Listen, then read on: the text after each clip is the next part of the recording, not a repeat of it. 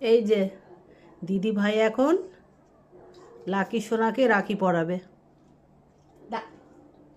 আরে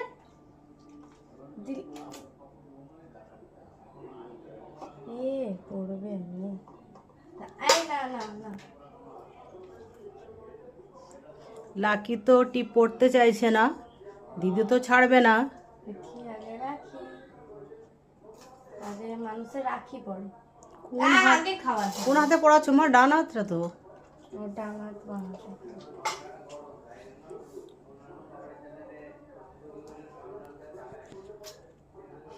এই দেখুন, লাকি তো পড়াতে দেবেই না, দিদিও ছাড়বে না, রাখি পরিয়েই ছাড়বে। সুন্দর লাগছে।